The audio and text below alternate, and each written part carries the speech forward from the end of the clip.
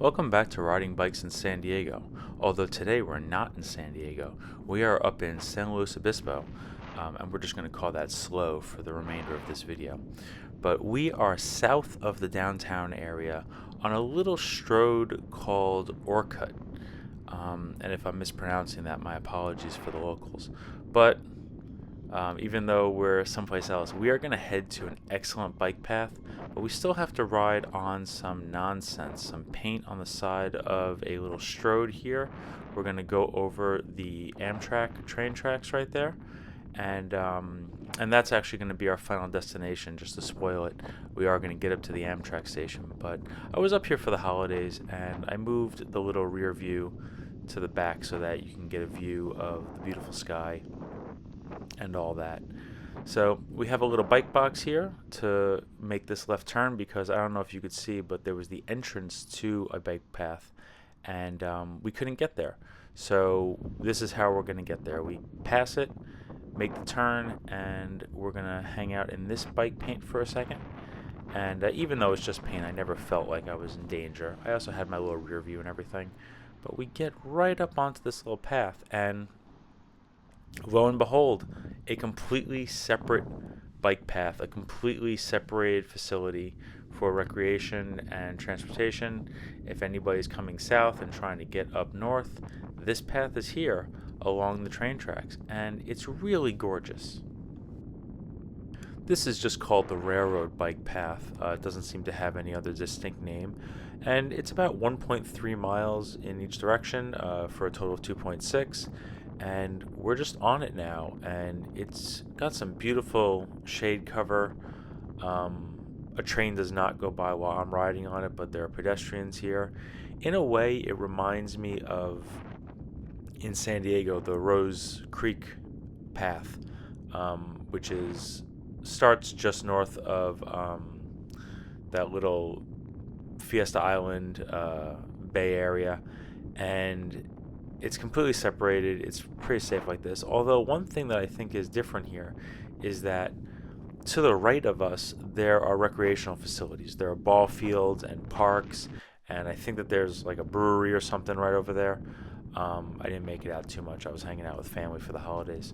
But, there are other places to go. So there are going to be spots like right up here where we could turn off of the bike path and get to other things, which is some utility that our Rose Creek path is kind of missing. I mean, it's great that you could just take that from the PB area all the way up to the UCSD area, but and UTC, I suppose, if you keep going north and go a little bit east.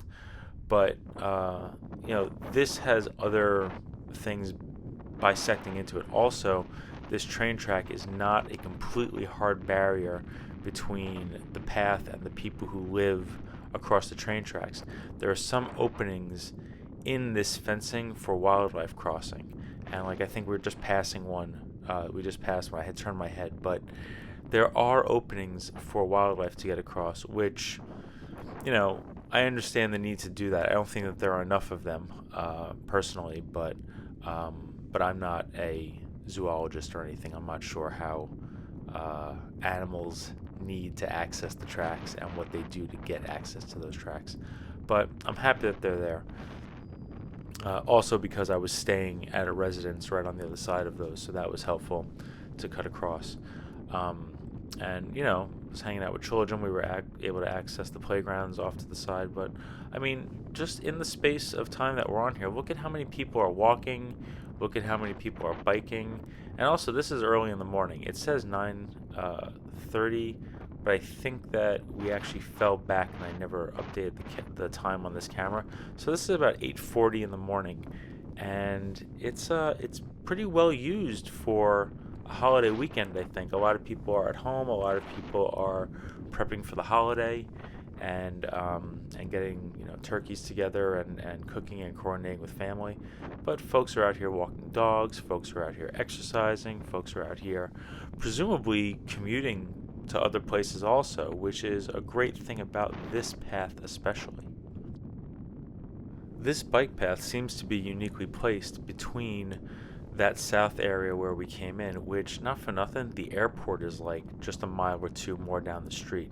So if you were flying into SLO and had a bicycle with you, for example, I'm riding a Brompton here, so that was easy to transport. But if you fly with a bicycle or just arrive here somehow with a bicycle, it's pretty easy to get from that larger airport area up this path to the main downtown area of SLO. And from the fencing off to the side, you can see that we are approaching the Amtrak station, which is also pretty useful.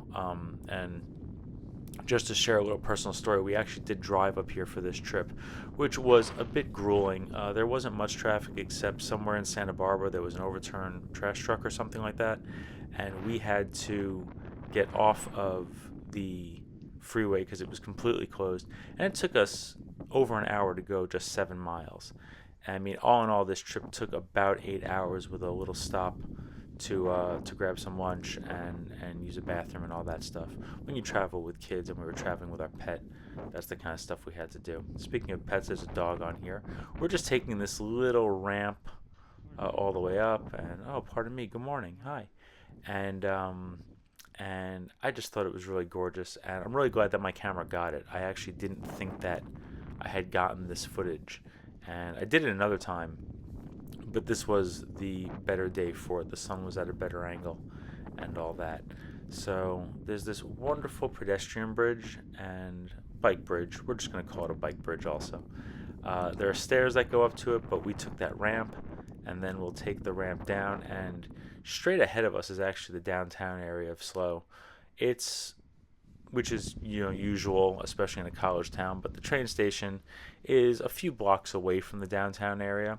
I could understand why they wouldn't want to build up the bustling downtown right on the train tracks, but that's all right. It's not far. It's a lovely residential area, and a whole lot of stuff to buy and shop for, and places to eat and all that.